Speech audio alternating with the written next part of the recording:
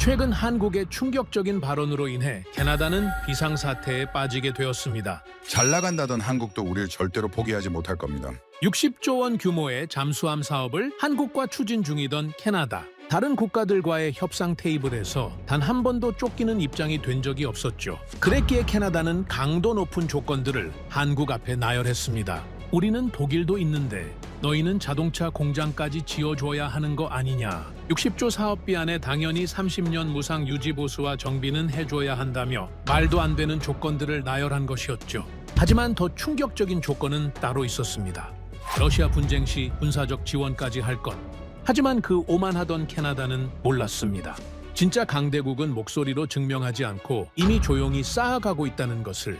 최근 대한민국 특사가 사우디를 다녀온 후에 납기 일정을 공개하자 캐나다는 사색이 되고 말았는데요. 과연 캐나다가 두려워한 한국의 진짜 모습은 무엇이었을까요? 이야기를 시작하기 앞서 사연 속의 제작에 힘이 되는 구독과 좋아요 부탁드립니다. 한국을 응원하신다면 대한민국 화이팅! 이라고 아래 댓글로 남겨주세요. 마이클, 사우디가 서명했어. 자그마치 650억 달러야, 한국이랑. 보좌관이 내민 태블릿 화면을 보는 순간 저는 손에 들고 있던 커피잔을 내려놓았습니다. 소리도 없이 천천히 그 숫자 옆에 선명하게 찍힌 한국 국기를 보며 저는 아무 말도 하지 못했습니다. 저는 캐나다 국방부에서 전략 조달과 해군 현대화를 총괄하는 부차관보로 일하고 있는 마이클 해리슨입니다. 27년 경력의 안보 방위 산업 정책 전문가이며 캐나다 해군 전략기획실장을 거쳐 지금의 자리에 올랐습니다. 그 세월 동안 단 한 번도 우리가 쫓기는 입장이라고 느껴본 적이 없었습니다. 캐나다는 언제나 선택하는 쪽이었으니까요. 그런데 그 아침 모든 것이 흔들리기 시작했습니다. 사실 그 소식이 터지기 몇 달 전부터 우리는 한국에 매우 공들인 제안을 보낸 상태였습니다. 60조 원 규모의 잠수함 사업이었습니다. 기술 이전, 현지 건조, 산업 협력, 거기에 군사 공조 가능성까지 포함한 제안이었습니다. 방위산업의 세계에서 이 정도 규모의 계약이라면 상대방이 거절한다는 건 상상하기 어려운 일입니다. 저는 한국이 빠르게 화답할 것이라 확신했습니다. 그런데 한국은 침묵했습니다. 처음엔 절차 때문이라 여겼습니다. 협상이란 원래 시간이 걸리는 법이고 조건이 복잡할수록 검토도 길어진다고 스스로를 설득했지요. 하지만 며칠이 지나고 몇 주가 흘러도 한국 측에서는 명확한 답이 오지 않았습니다. 그 사이 우리가 미처 파악하지 못한 거래가 세상의 반대편에서 조용히 무르익고 있었던 겁니다. 사우디아라비아가 한국과 방산, 원전, 인공지능, 미래 산업을 아우르는 통합 투자 패키지를 체결했다는 소식. 규모는 650억 달러, 우리 돈으로 약 87조 원. 조건은 단순했고 의사결정은 빨랐으며 성음도 가능하다는 보고가 뒤따라왔습니다. 저는 즉각 내부 보고서를 펼쳤습니다. 사우디 수주가 확정될 경우 한국 조선소의 도크, 슬롯이 빠르게 포화 상태에 이른다는 분석이 이미 나와 있었습니다. 잠수함은 일반 선박과 다릅니다. 특수 설비가 갖춰진 한정된 공간에서만 건조가 가능합니다. 그 공간이 사우디 물량으로 채워지면 우리 순서는 자동으로 뒤로 밀립니다. 내부 보고서의 마지막 문장은 이랬습니다. 사우디 수주 확정 시 캐나다 2032년 인도 일정 보장 어려움. 저는 그 문장을 3번 읽었습니다. 그때까지 저는 한국을 어떻게 보고 있었을까요? 솔직히 말하자면 가성비 좋은 신흥 공급자 정도로 생각했습니다. 기술력은 인정하지만 우리가 진지한 전략, 파트너로 삼을 만한 나라는 아니라는 선입견이 제 안에 단단히 자리 잡고 있었지요. 한국의 중립적인 외교 노선도 왠지 애매하게 느껴졌습니다. 확실한 편을 들지 않는 나라, 어느 강대국에도 완전히 붙지 않는 나라라는 이미지였습니다. 그리고 유럽, 특히 독일은 달랐습니다. 저는 독일을 믿었습니다. 수백 년의 조선 역사, 정교한 잠수함 기술, 나토 동맹국이라는 신뢰관계까지. 독일은 전통이었습니다. 검증된 파트너였습니다. 독일 방산 대표단이 오타와에 찾아온 건 사우디 소식이 터진 직후였습니다. 로비스트를 앞선 그들의 논리는 언제나처럼 유려하고 설득력 있었습니다. 캐나다 현지에 조선소를 짓겠다는 제안, 기술 이전 확대, 그리고 유럽 안보 공동체라는 대의 명분, 회의실 안의 공기가 잠깐 따뜻해지는 것 같았습니다. 한국은 빠를 수 있습니다. 하지만 전략적 신뢰는 속도만으로 결정되지 않습니다. 로비스트가 이렇게 말하는 순간 회의실에 모인 몇몇 관계자들이 고개를 끄덕이는 것이 보였습니다. 그러나 저는 그 끄덕임이 불편했습니다. 왜냐하면 제 손에는 독일의 최근 납기 지연 기록이 정리된 자료가 들려 있었기 때문입니다. 노르웨이와의 잠수함 공동사업에서 독일은 납기를 반복적으로 지키지 못했습니다. 폴란드 방산 사업에서는 계약 지연과 생산 속도 문제가 꾸준히 보고됐습니다. 에스토니아와 핀란드는 결국 한국으로 눈을 돌렸다는 내용도 있었고요. 그 나라들이 경험한 지연의 공통점은 기술 부족이 아니었습니다. 독일은 기술이 있었습니다. 그런데 그 기술이 제때 바다에 뜨지 않았습니다. 반복적으로 패턴처럼 늦어졌습니다. 더 심각한 문제가 있었습니다. 독일이 제안한 캐나다 현지 조선소 건설안을 실무적으로 들여다보니 그 계획이 현실화되기까지의 시간이 너무나 길었습니다. 캐나다에는 잠수함을 건조할 수 있는 숙련 인력이 거의 없었습니다. 조선소 건물을 짓는 건 돈의 문제지만 그 안에서 실제로 배를 만들 인력을 키우는 건 전혀 다른 이야기입니다. 잠수함 한 척을 만들려면 수백 명의 특수기술자가 필요합니다. 용접, 전기, 전투체계, 잠수함 특유의 밀폐 구조를 다루는 엔지니어까지. 이런 인력을 양성하는 데는 최소 수년이 걸립니다. 시설은 돈으로 빠르게 지을 수 있지만 사람은 돈만으로 키울 수 없는 겁니다. 내부 시뮬레이션은 냉정했습니다. 최악의 시나리오에서는 5년에서 7년 사이에 전력 공백이 발생할 수 있다는 수치가 화면을 채웠습니다. 저는 그 숫자를 보며 처음으로 냉기를 느꼈습니다. 빅토리아급 잠수함의 퇴역 일정은 이미 정해져 있었습니다. 북극 항로는 기후 변화로 인해 예상보다 빠르게 열리고 있었고, 러시아는 북극 해역에서의 존재감을 조용히 키우고 있었습니다.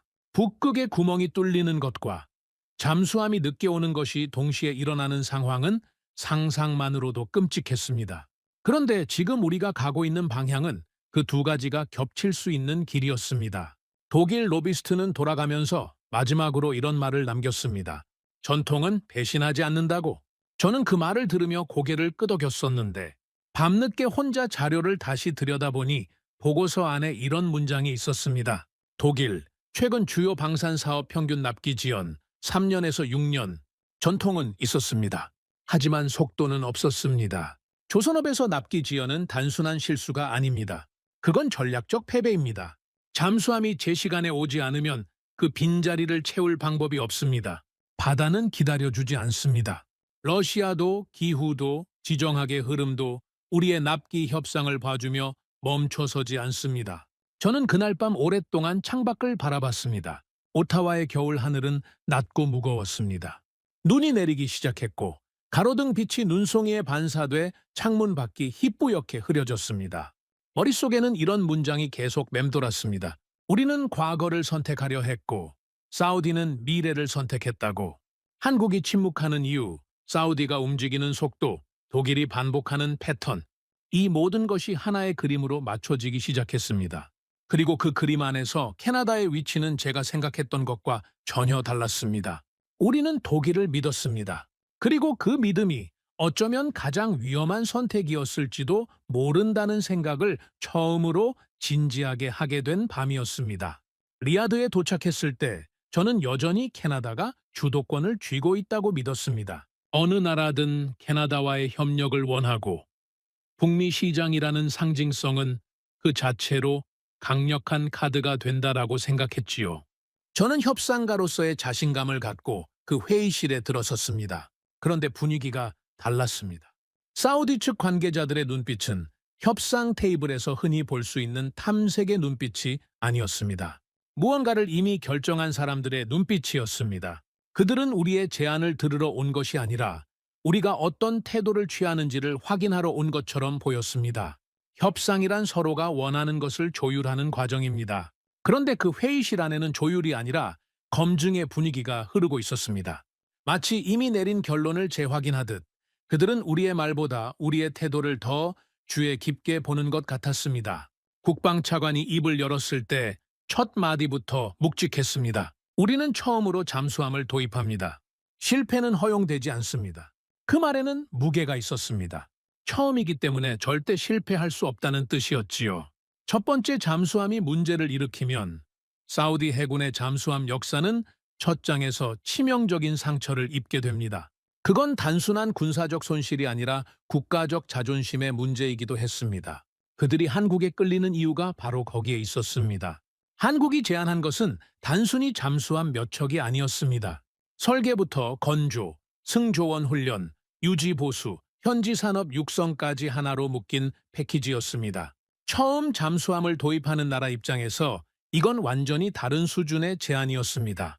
잠수함 한 척을 사는 것과 그 잠수함을 실제로 운용할 수 있는 나라로 거듭나는 것은 전혀 다른 이야기입니다. 한국은 후자를 하겠다고 나선 겁니다. 유럽 업체들은 계약을 쪼개는 구조를 선호했습니다.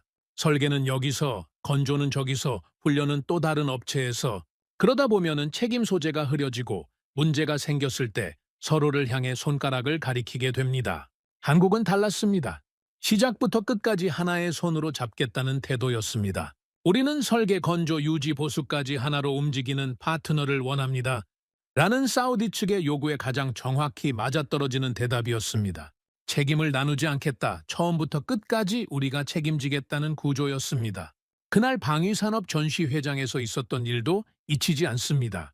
한국이 공개 전시를 준비하던 잠수함 관련 자료가 갑자기 비공개 세션으로 전환됐습니다.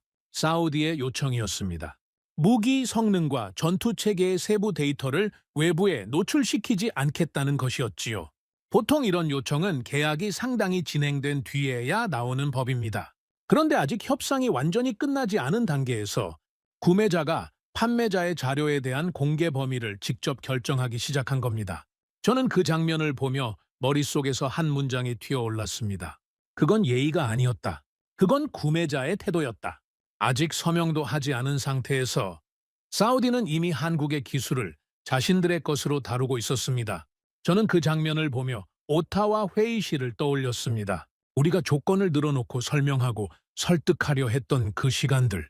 우리가 협상의 언어를 쓰는 동안 사우디와 한국은 이미 계약의 언어로 대화하고 있었습니다. 독일 로비스트는 그 즈음에도 여전히 연락을 해왔습니다. 사우디는 감정적으로 움직이는 시장이니 결국 유럽이 안전하다는 내용이었습니다. 저는 그 문장을 읽으며 잠시 멈췄습니다. 감정적? 제가 리야드에서 직접 본 사람들은 감정과는 정반대의 태도를 갖고 있었습니다. 그들은 철저하게 계산하고 있었고 이미 많은 부분을 결정한 상태였습니다. 독일은 관계를 이야기했고 한국은 시간표를 내밀었습니다. 그리고 사우디는 시간표를 선택하고 있었습니다. 우리는 기다리지 않습니다. 준비된 파트너를 택할 뿐입니다. 면담 중 국방차관이 남긴 그 말이 귀국길 내내 머릿속을 떠나지 않았습니다. 준비된 파트너. 그 기준 앞에서 캐나다는 어디에 서 있었을까요? 우리는 조건을 내걸고 있었고 그들은 결단을 기다리고 있었습니다. 면담이 끝난 뒤 사우디 내부 일정표 일부가 우리에게 전달됐습니다. 호위함 5척을 우선 계약 검토하고 잠수함 사업 요청서 발송 단계에 진입하며 2년 안에 1차 발주를 목표로 한다는 내용이었습니다. 저는 그 숫자들을 보며 빠르게 역산했습니다. 사우디 물량이 확정되는 순간 한국 조선소의 도크 슬롯은 급격히 채워질 것이었습니다. 잠수함 건조는 일반 상선과 다릅니다. 특수 설비가 갖춰진 도크에서만 작업이 가능하고 그 도크의 수는 한정돼 있습니다. 사우디가 먼저 들어오면 우리는 뒤로 밀릴 수밖에 없습니다. 우리가 지금 이 속도로 협상을 이어간다면 캐나다의 납기 일정은 최소 2년에서 3년 뒤로 밀릴 수 있었습니다. 그리고 그 지연은 단순한 일정 문제가 아니라 북극 방위 공백을 의미했습니다. 저는 그날 밤 호텔 방에 돌아와 한국의 최근 방산 납기 자료를 다시 꺼내 들었습니다. 95%가 넘는 납기 준수율. 폴란드에 납품한 다연장 로켓 체계는 계약 일정보다 일찍 인도됐습니다. 중동의 여러 국가에서 진행된 현지 건조 사업도 약속한 기한 안에 완료됐다는 기록이 있었습니다. 저는 그 수치들을 보며 묘한 감각이 들었습니다. 우리가 한국의 답을 기다리는 동안 한국은 자신들의 기록을 차곡차곡 쌓고 있었다는 생각이 들었기 때문입니다. 말이 아니라 숫자로, 약속이 아니라 실적으로. 사우디가 한국을 평가하는 기준이 새삼선명하게 보이기 시작했습니다. 납기 준수 이력, 현지 생산 실적, 공급망 통합 능력, 그리고 정치적 간섭이 최소화된 관계. 한국은 어느 진영에도 강하게 묶여있지 않았기 때문에 오히려 신뢰할 수 있는 파트너가 됐습니다. 그때까지 저는 한국의 중립 노선을 약점으로 봤습니다. 그런데 사우디는 그것을 장점으로 봤습니다. 어느 강대국의 눈치도 보지 않고 계약한 것은 반드시 지킨다는 나라. 그 이미지가 사우디에게는 최고의 신뢰 자산이었던 겁니다. 중동이라는 지역은 강대국들의 이해관계가 복잡하게 얽히는 곳입니다. 미국, 러시아, 유럽 각국이 저마다의 조건을 달고 관계를 맺으려 하는 그 공간에서 정치적 간섭 없이 거래 자체에만 집중하는 파트너는 오히려 드물었습니다.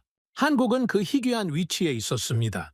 귀국 비행기 안에서 저는 처음으로 이런 질문을 스스로에게 던졌습니다. 우리가 협상한다고 믿는 동안 사우디는 이미 계약을 준비하고 있었던 것은 아닐까 하고요. 그리고 그 뒤를 이어 더 불편한 질문이 따라왔습니다. 한국은 우리를 기다리고 있는 걸까? 아니면 이제 우리가 한국을 기다려야 하는 상황인 걸까? 그 질문의 무게는 오타와 공항에 내릴 때까지도 가시지 않았습니다.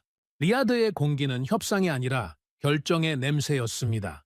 저는 그 냄새를 맡고 나서야 우리가 이미 줄의 맨 앞에 서 있지 않을 수도 있다는 사실을 조금씩 받아들이기 시작했습니다. 오타와로 돌아온 지 며칠이 지나지 않아 저는 국방위원회 청문회 소환장을 받았습니다. 야당 주도로 긴급 소집된 국방조달 청문회였습니다. 청문회 통보를 받았을 때 저는 서류 뭉치를 들고 창가에 서서 한동안 밖을 바라봤습니다. 27년 경력 동안 청문회를 수도 없이 경험했습니다. 의원들의 날카로운 질문도, 언론의 집중 조명도, 공개적인 압박도 익숙했습니다. 그런데 이번은 달랐습니다. 리야드에서 돌아온 제 가슴 속에는 이미 대답하기 어려운 질문들이 차곡차곡 쌓여 있었고, 청문회장은 그 질문들을 공개적으로 터뜨리는 자리가 될 것이었습니다. 청문회장에 들어서는 순간 공기가 달랐습니다. 취재진의 카메라 플래시가 번쩍였고 방청석은 평소보다 훨씬 많은 사람들로 채워져 있었습니다. 의원들의 표정에는 절차적 확인이 아니라 누군가에게 책임을 묻겠다는 의지가 역력했습니다. 야당 간사가 첫 질문을 꺼냈습니다. 해리슨 부차관보 2032년 인도 일정 지금도 보장할 수 있습니까? 그 질문은 회의실 전체를 조용하게 만들었습니다.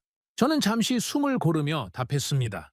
현재 협상이 진행 중이며 최선을 다하고 있다고. 하지만 그 대답이 얼마나 공허하게 들렸는지 저 스스로 느낄 수 있었습니다. 의원석에서 웃음 섞인 한숨이 새어나왔습니다. 그리고 예상치 못한 일이 벌어졌습니다. 국방위원회에 제출됐던 비공개 보고서의 일부가 유출된 것이었습니다.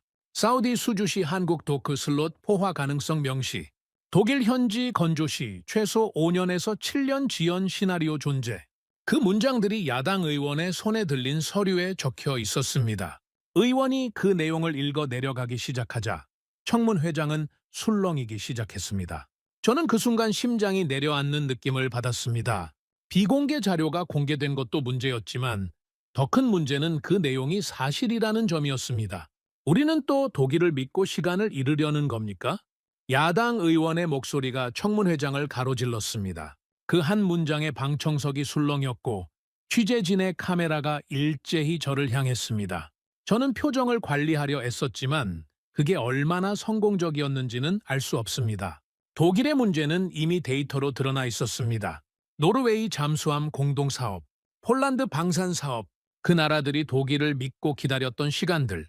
청문회장에서 그 사례들이 하나씩 언급되기 시작하자 회의실 안의 공기는 점점 더 무거워졌습니다. 계약은 했지만 배는 아직 바다에 없다는 표현이 등장했을 때 몇몇 의원들의 얼굴에 노골적인 불쾌함이 드러났습니다. 독일 로비스트의 장밋빛 약속과 실제 납기 데이터 사이에 간극이 청문회장에서 공개적으로 해부되고 있었습니다. 저는 머릿속으로 생각했습니다. 전통은 의회 표결을 통과시키지만 납기는 해군을 지킨다고. 그러나 그 생각을 입 밖으로 꺼낼 수는 없었습니다. 청문회가 진행될수록 논의는 점점 더 깊은 곳으로 파고들었습니다. 한 의원이 북극 방위 공백 시나리오를 꺼내 들었습니다. 북극 항로가 빠르게 열리고 있다는 자료, 러시아 북극 함대 증강 데이터, 그리고 잠수함 공백이 5년 발생할 경우 억제력이 얼마나 약화되는지에 대한 분석이 순서대로 제시됐습니다. 이건 조달 문제가 아닙니다. 국가 안보 문제입니다. 그 말이 청문 회장을 강타했습니다. 저는 손에 땀이 맺히는 것을 느꼈습니다. 북극은 저에게 낯선 주제가 아니었습니다. 박사 논문의 주제도 제 경력의 상당 부분도 북극 안보와 연결돼 있었습니다. 그래서 더 잘 알고 있었습니다. 5년의 공백이 무엇을 의미하는지, 그 공백 동안 러시아가 무엇을 할 수 있는지, 캐나다가 북극 항로에서 억제력을 잃는다는 것이 단순한 안보 문제가 아니라 국가 정체성의 문제라는 것을 청문회장에서 제가 답할 수 있는 말은 점점 줄어들고 있었습니다. 우리는 절차를 따르고 있습니다. 라는 말을 몇 차례 반복했지만 그 말이 힘을 잃어가는 것을 느꼈습니다. 여당 의원들도 이제는 저를 방어해주지 않았습니다. 일부는 침묵했고 일부는 야당의 질문에 동조하는 눈빛을 보냈습니다. 청문회가 끝난 뒤 복도에서 총리실 안보보좌관이 저를 기다리고 있었습니다. 그는 주변을 한 번 살핀 뒤 낮은 목소리로 말했습니다. 시간은 우리 편이 아닙니다. 짧은 말이었지만 그 안에 담긴 의미는 분명했습니다. 더 이상 기다릴 여유가 없다는 것, 결단을 미루는 것 자체가 이미 하나의 결정이 되고 있다는 것이었습니다. 저는 그 말을 들으며 고개를 끄덕였습니다. 그러나 속으로는 이미 복잡한 계산이 돌아가고 있었습니다. 독일을 선택하면 전통과 유럽 동맹의 명분을 얻습니다. 하지만 납기를 잃을 수 있습니다. 한국을 선택하면 속도와 실적을 얻습니다. 하지만 전통적인 동맹 구조에서 설명하기 어려운 선택이 됩니다. 그 사이에서 캐나다는 흔들리고 있었고 저는 그 흔들림의 한가운데에 서 있었습니다. 그날 밤 저는 사무실에 혼자 남아 3개의 보고서를 앞에 펼쳐놓았습니다. 독일 납기 지연 데이터, 한국 납기 준수 기록, 그리고 북극 방위 공백 시뮬레이션. 3개의 서류는 각각 다른 이야기를 하고 있었지만 결론은 하나로 모이고 있었습니다. 우리에게 남은 시간이 없다는 것이었습니다. 사무실 창밖으로 오타와의 밤이 깊어지고 있었습니다. 저는 오랫동안 그 서류들을 바라보다가 마침내 펜을 들었습니다. 그리고 다음 날 아침 가장 먼저 해야 할 일을 메모했습니다. 한국 측에 직접 연락한다. 그것이 그 밤 제가 내릴 수 있었던 유일하게 정직한 결론이었습니다. 사우디는 계약을 서두르고 있었고 의회는 저를 압박하고 있었습니다. 그리고 한국은 기다리지 않는다는 사실을 저는 이제 확실히 알고 있었습니다. 독일 방산 대표단이 오타와에 다시 찾아온 건 청문회가 끝나고 며칠 뒤였습니다. 이번엔 긴급 방문이었습니다.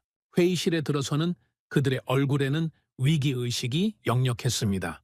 청문회 내용이 언론을 통해 보도됐고 독일의 납기 지연 기록이 공개적으로 거론된 것을 그들도 알고 있었습니다.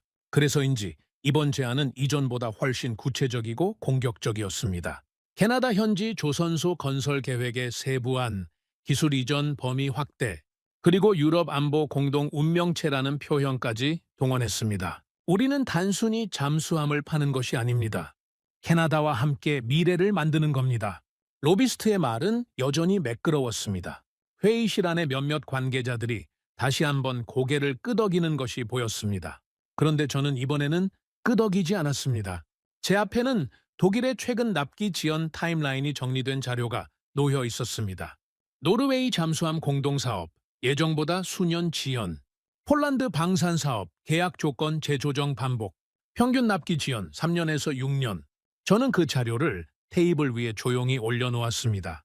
회의실이 순식간에 조용해졌습니다. 독일 측 대표가 서류를 내려다보다가 입을 열었습니다. 복합 무기 체계는 예측이 어렵습니다. 어느 나라든 비슷한 어려움을 겪습니다. 저는 그 말을 들으며 속으로 생각했습니다. 예측이 어려운 게 아니라 반복된 거라고. 한 번의 지연은 예외입니다. 2번의 지연은 우연입니다. 3번의 지연은 구조입니다. 독일의 납기 문제는 이미 구조가 돼 있었습니다. 회의실의 침묵이 길어지던 그때 화상 연결 화면이 켜졌습니다. 서울에서 한국 방산업체의 최고 경영자가 접속한 것이었습니다. 그는 인사말 없이 바로 본론으로 들어갔습니다. 1번 함 인도 시점, 계약 확정 후 수년 내. 전략 납품은 그로부터 10년 안, 단 6개월 내 계약 확정이 전제입니다. 그리고 잠깐 멈췄다가 한마디를 덧붙였습니다. 사우디 일정이 확정되면 생산 슬롯 재조정이 필요합니다. 화상 화면이 꺼졌습니다. 회의실 안에 정적이 흘렀습니다. 그건 협상이 아니었습니다. 통보였습니다. 조건을 제시하는 쪽이 아니라 조건을 선택하는 쪽의 언어였습니다. 저는 그 짧은 문장들 안에서 무언가가 뒤집히는 것을 느꼈습니다. 우리가 조건을 늘어놓는 동안 한국은 이미 일정표를 관리하고 있었습니다. 우리가 선택권을 쥐고 있다고 생각했는데 한국은 우리에게 마감 기한을 제시하고 있었습니다. 독일 대표단은 어색한 표정을 감추지 못했습니다. 같은 자리에서 독일의 모호한 약속과 한국의 냉정한 시간표가 나란히 놓이는 순간이었으니까요. 그 대비는 어떤 말로도 설명이 필요 없을 만큼 선명했습니다. 회의가 끝난 뒤 총리실에서 긴급 메시지가 왔습니다. 독일이냐 한국이냐 이제 선택하십시오. 짧고 단호한 문장이었습니다. 저는 그 메시지를 받아들고 한동안 움직이지 못했습니다. 여당 내부에서도 균열이 시작되고 있었습니다. 유럽과의 연대를 중시하는 쪽은 독일을 밀었고 군 내부는 납기를 우선해야 한다는 강경한 입장을 고수했습니다. 언론에서는 또다시 지연되는 잠수함 사업이라는 헤드라인이 등장하기 시작했고 여론은 점점 날카로워지고 있었습니다. 저는 그 소용돌이 한가운데에 서서 두 가지 선택지를 번갈아 바라봤습니다. 독일을 선택하면 설명하기 쉬운 결정이었습니다. 유럽과의 동맹, 전통의 신뢰, 북미와 유럽을 잇는 안보, 연대라는 명분은 의회에서도 언론에서도 통하는 언어였습니다. 그러나 납기가 밀리면 그 명분은 북극의 찬바람 앞에서 아무런 방어막이 되지 않았습니다. 한국을 선택하면 설명하기 어려운 결정이었습니다. 전통적인 동맹 구조 밖에 있는 나라, 우리가 전략 파트너로 공식화한 적 없는 나라, 하지만 한국은 약속한 날짜 배를 내놓는 나라였습니다. 그게 전부였습니다. 그리고 조선업에서 바다를 지키는 일에서 그 전부가 전부였습니다.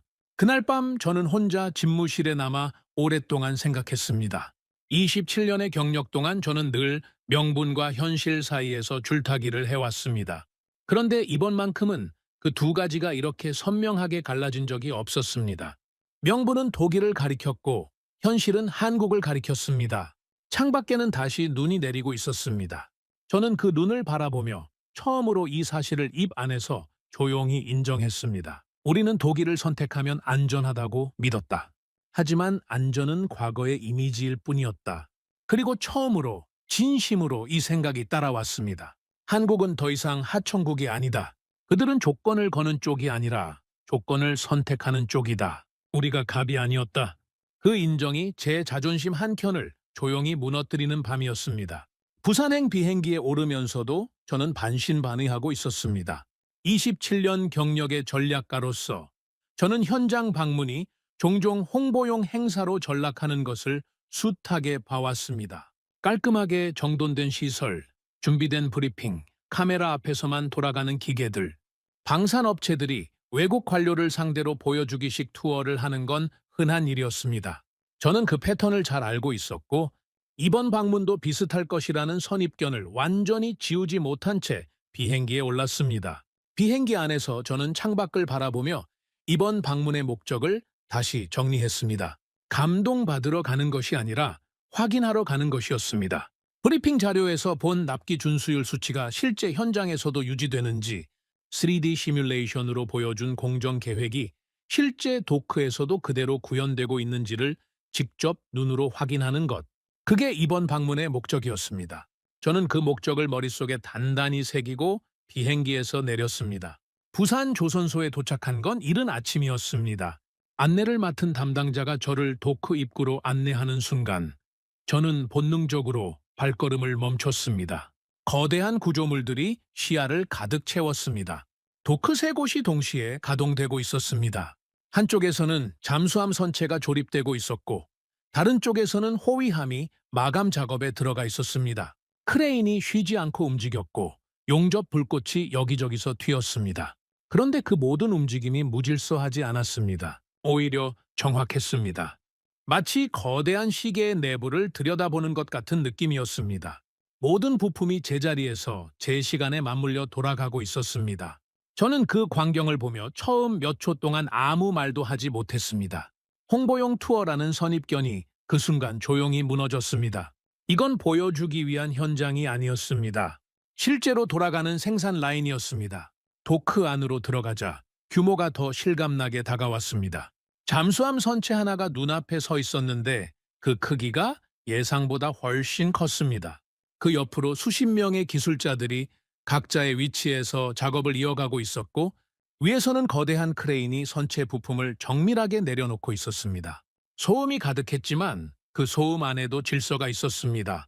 무작위로 뒤섞인 소리가 아니라 각자의 작업이 동시에 진행되면서 만들어내는 일정한 리듬이 있었습니다.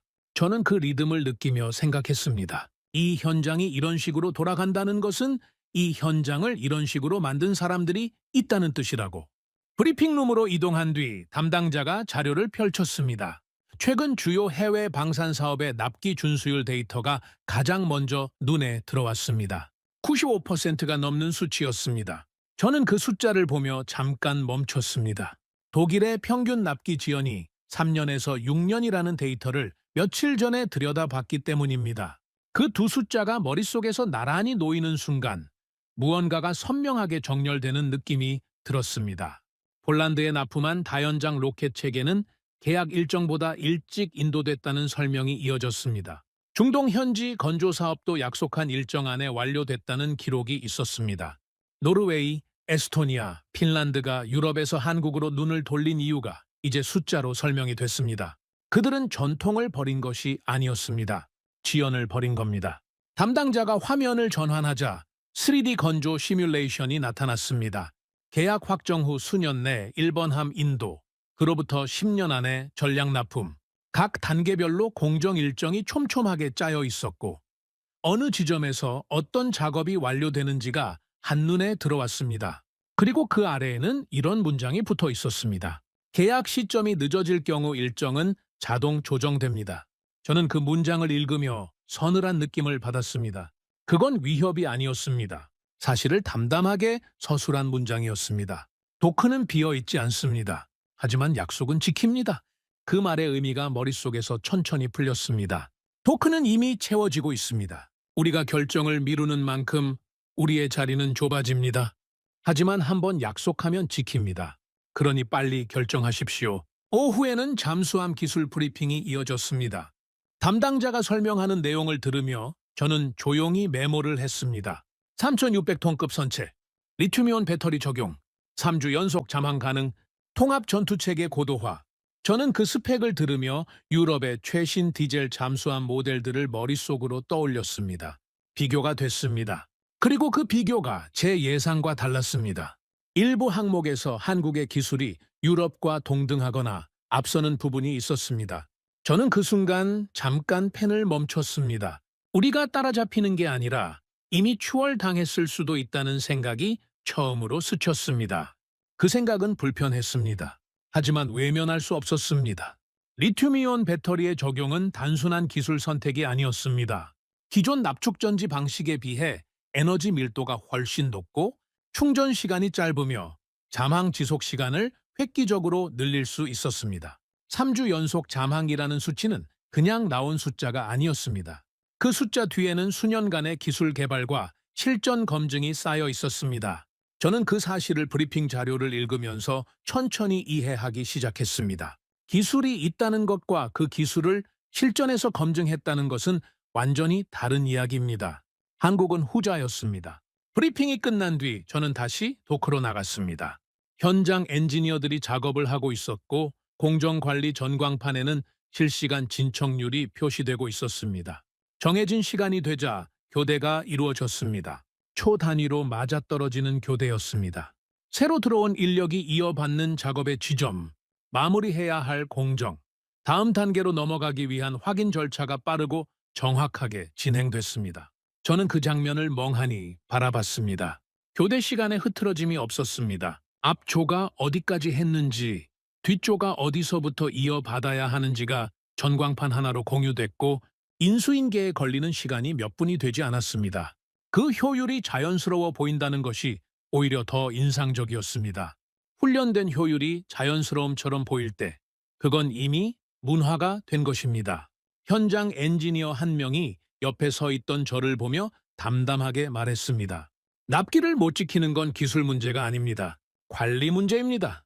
짧은 말이었습니다. 그러나 그 한 문장이 제가 수십 년간 가지고 있던 선입견 하나를 조용히 부수었습니다. 저는 그때까지 납기 지연을 기술의 복잡성 탓으로 이해하고 있었습니다. 어렵고 정교한 무기 체계는 예측이 어렵고 지연은 그 복잡성의 대가라고. 그런데 그 엔지니어는 반대로 말했습니다. 기술이 아니라 관리라고.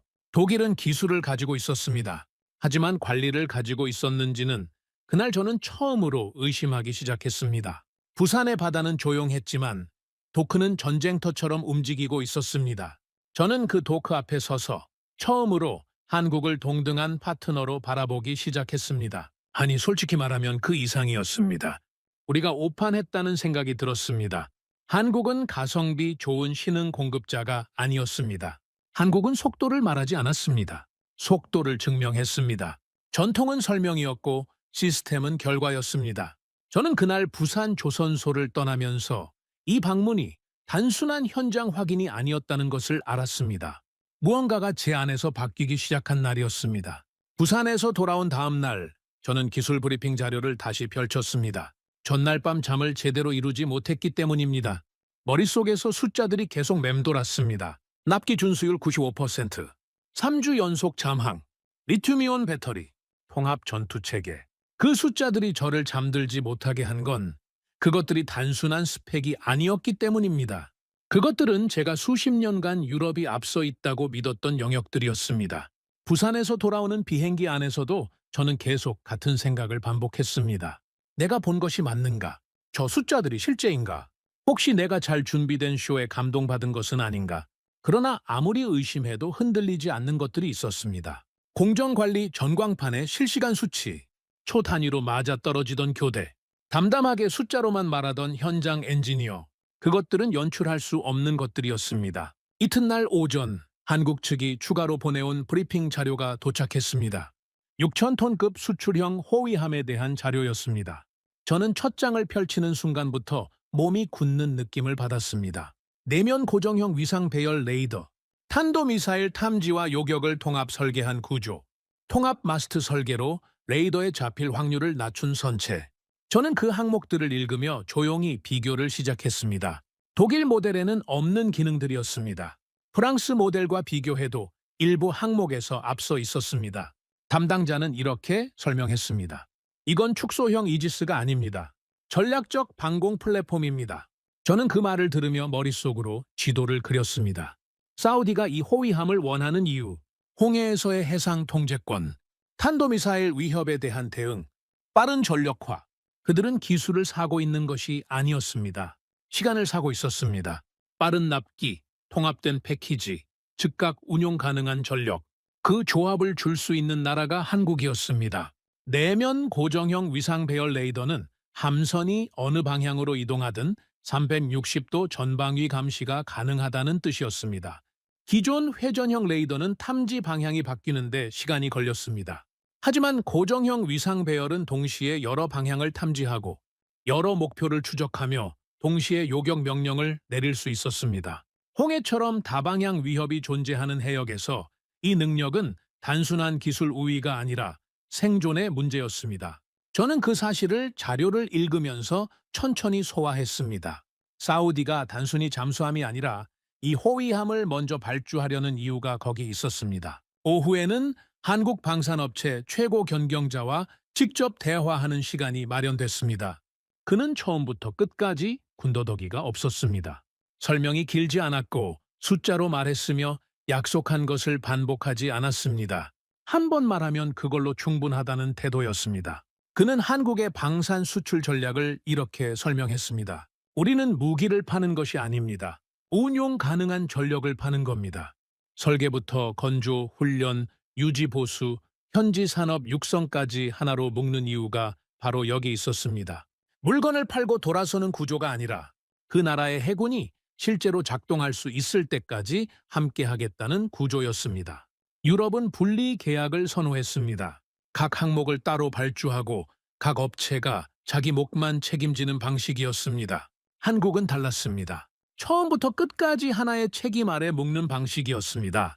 책임을 나누는 쪽과 책임을 떠안는 쪽의 차이는 문제가 생겼을 때 비로소 드러납니다. 유럽 방식에서 문제가 생기면 각 업체는 자신의 범위 밖이라고 말할 수 있었습니다. 설계가 잘못됐으면 건조사 탓이고 건조가 늦어지면 설계사 탓이었습니다. 책임이 분산된 구조에서 최종 책임을 지는 사람은 언제나 발주국 자신이었습니다. 한국의 구조에서는 달랐습니다. 문제가 어디서 생기든 한국이 책임졌습니다. 그 차이가 처음 잠수함을 도입하는 나라에게 얼마나 결정적인 차이인지를 저는 이제 완전히 이해했습니다. 대화가 끝날 무렵 그가 마지막으로 한 말이 오래도록 머릿속에 남았습니다. 우리는 강대국이 아닙니다. 다만 약속을 지키는 나라입니다. 저는 그 말을 듣는 순간 이상하게도 가슴이 묵직해지는 느낌을 받았습니다. 강대국이 아니라고 말하면서도 그 문장은 강했습니다. 겸손한데 강했습니다. 허세가 없는데 단단했습니다. 저는 수십 년간 협상 테이블에서 수많은 사람들을 만났습니다. 자국의 기술력을 자랑하는 사람들, 전통을 내세우는 사람들, 관계를 강조하는 사람들, 그런데 단지 약속을 지키는 나라라고 말하는 사람은 처음이었습니다. 그리고 그 말이 다른 어떤 화려한 프레젠테이션보다 더 강하게 와닿았습니다. 왜냐하면 저는 이미 그 나라의 기록을 봤기 때문입니다. 납기 준수율 95%, 조기 인도 사례, 현지 건조 완료 기록, 그것들이 그 문장의 근거였습니다. 그는 자랑하지 않았습니다. 사실을 말했을 뿐입니다. 저는 그날 저녁 호텔 방으로 돌아와 창밖을 바라봤습니다. 부산의 밤바다는 조용했지만 항구에는 불빛이 가득했습니다. 크레인들이 밤에도 쉬지 않고 움직이고 있었습니다. 낮에 제가 봤던 그 크레인들이 밤에도 같은 속도로, 같은 정확함으로 움직이고 있었습니다. 밤이라고 속도가 줄어들지 않았습니다. 날이 바뀐다고 공정이 흐트러지지 않았습니다.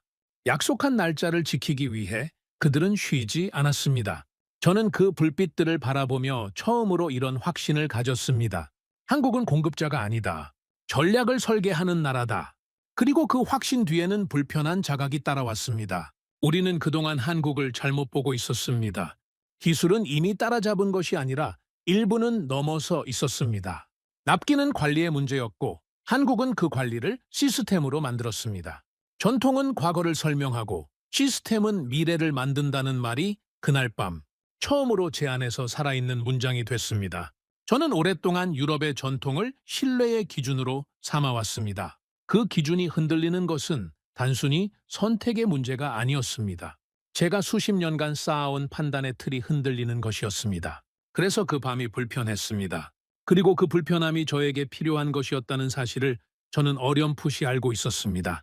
기술 격차를 인정하는 것은 쉽지 않습니다. 특히 그 격차가 내가 오랫동안 앞서 있다고 믿었던 방향에서 왔을 때는요. 하지만 인정하지 않으면 앞으로 나아갈 수 없습니다. 저는 그날 밤 자존심의 일부를 내려놓기로 했습니다. 그리고 그 자리에 더 냉정하고 더 정확한 판단을 채워 넣기로 했습니다. 창밖의 크레인은 여전히 움직이고 있었습니다. 밤이 깊어도 날이 바뀌어도 그 크레인은 멈추지 않을 것이었습니다. 약속한 날짜를 지키기 위해서 부산에서 돌아온 지 얼마 지나지 않아 그 소식이 터졌습니다. 사우디아라비아가 한국과의 1차 방산 패키지 협력을 공식 가속화한다는 발표였습니다. 호위함 사업 우선 협상자 지위 확보, 잠수함 요청서 일정 단축, 국제 언론들이 일제히 그 소식을 받아 다뤘습니다. 저는 그 기사를 처음 읽었을 때 화면에서 눈을 떼지 못했습니다. 2번 읽었습니다. 3번 읽었습니다. 읽을 때마다 숫자가 더 선명해지고 상황이 더 구체적으로 다가왔습니다. 리야드에서 국방차관을 만났을 때 저는 아직 시간이 있다고 생각했습니다. 사우디의 의사결정이 빠르다는 것을 알면서도 어딘가에서 우리에게도 충분한 여유가 있을 것이라는 막연한 믿음이 있었습니다. 하지만 그 믿음은 틀렸습니다. 우리가 협상 테이블에서 조건을 따지는 동안 사우디는 이미 다음 단계로 이동하고 있었습니다. 생각해보면 그것은 예상할 수 있는 일이었습니다. 리야드 회의실에서 봤던 그 눈빛들, 전시회장에서 한국 자료를 비공개로 전환시키던 그 태도들, 그 모든 것이 이미 결정이 내려진 사람들의 행동이었습니다. 저는 그것을 알면서도 혹은 알고 싶지 않아서 외면하면서 우리에게 시간이 있다고 스스로를 설득했던 겁니다. 그 자기 기만의 대가가 이제 눈앞에 펼쳐지고 있었습니다. 한국 측에서 메시지가 왔습니다. 중동 물량 일정이 확정될 경우 북미 프로젝트 일정은 재조정됩니다. 외교적으로 표현됐지만 그 안에 담긴 의미는 조금도 외교적이지 않았습니다. 우선순위는 결단하는 국가에게 간다. 저는 그 문장을 읽으며 한동안 자리에서 일어나지 못했습니다. 우리는 결단을 미뤘습니다. 독일이냐 한국이냐를 따지는 동안, 청문회장에서 설명하는 동안, 총리실과 조율하는 동안 우리는 계속 시간을 썼습니다. 그리고 그 사이에 사우디가 자리를 채우고 있었습니다. 조선소의 도크는 기다려주지 않았습니다.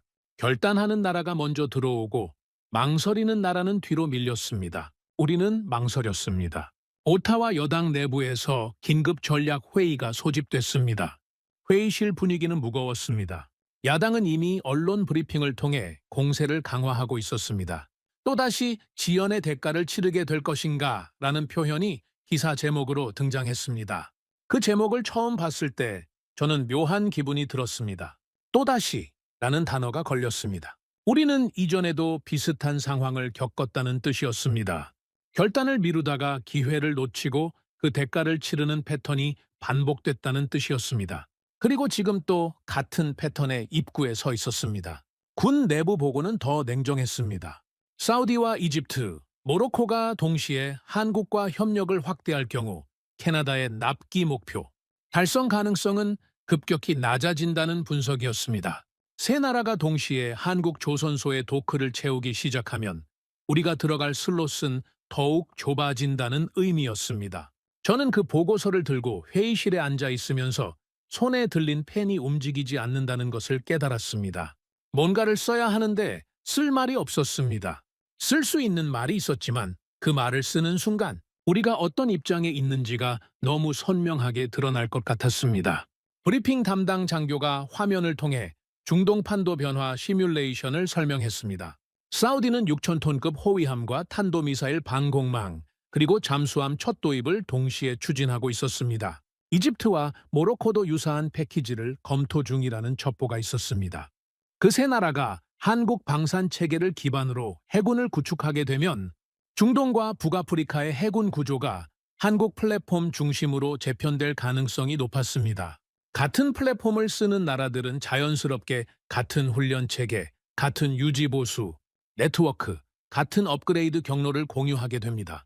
그 네트워크가 완성되면 이후 새로운 나라가 그 지역에서 해군을 구축할 때 자연스럽게 같은 체계를 선택하게 됩니다. 한국은 단순히 무기를 파는 것이 아니었습니다.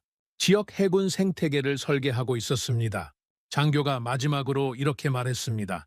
이건 단순한 판매가 아닙니다. 해군 균형이 바뀝니다. 저는 그 말을 들으며 천천히 고개를 끄덕였습니다. 그렇습니다. 한국은 무기를 팔고 있는 것이 아니었습니다. 중동의 해군 질서를 새롭게 설계하고 있었습니다. 그 구조가 완성되면 이후의 추가 계약도 자연스럽게 한국으로 흘러갑니다. 한국은 판을 설계하고 있었습니다. 우리는 그 판 위에서 자리를 찾아야 하는 상황이 됐습니다. 회의가 끝난 뒤 저는 혼자 자리에 남아 오랫동안 생각했습니다. 27년 경력 동안 저는 늘 판을 짜는 쪽에 있었습니다. 어떤 나라에 무엇을 요구하고, 어떤 조건을 걸고, 어떤 동맹 구조 안에 상대를 배치할 것인지를 계산하는 쪽이었습니다. 우리가 제안서를 들고 한국을 찾아갔을 때도 저는 그런 시각으로 접근했습니다. 캐나다가 한국에게 기회를 주는 것이라고, 한국이 우리의 제안에 감사해야 한다고, 그 시각이 얼마나 오만했는지를 지금의 저는 압니다. 한국은 기회를 기다리는 나라가 아니었습니다. 이미 자신들의 판을 만들고 있었고, 캐나다는 그 판에 초대받아야 하는 입장이었습니다. 저는 처음으로 메모지에 이런 문장을 적었습니다. 우리는 한국을 설득해야 한다. 그 순간 캐나다의 위치가 바뀌었습니다. 선택하는 국가에서 선택받아야 하는 국가로, 그리고 저는 깨달았습니다. 한국은 기다리지 않는다. 준비된 국가만 택한다. 우리가 준비된 국가인지를 증명할 시간이 얼마 남지 않았습니다. 그날 캐나다는 처음으로 줄의 뒤를 보았습니다.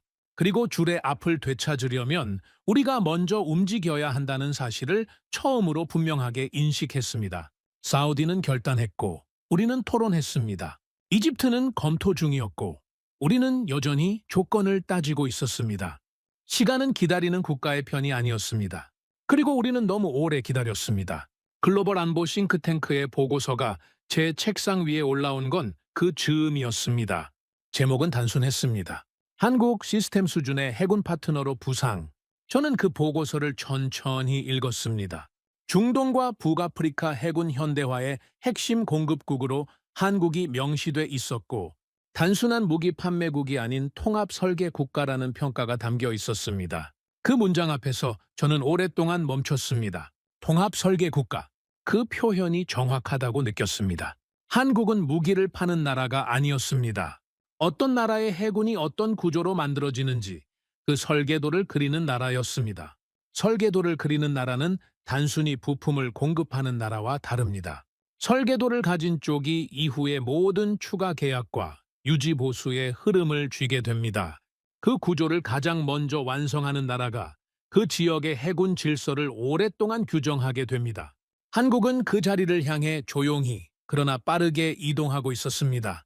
소리를 높이지 않았습니다. 선언하지 않았습니다. 그냥 움직였습니다.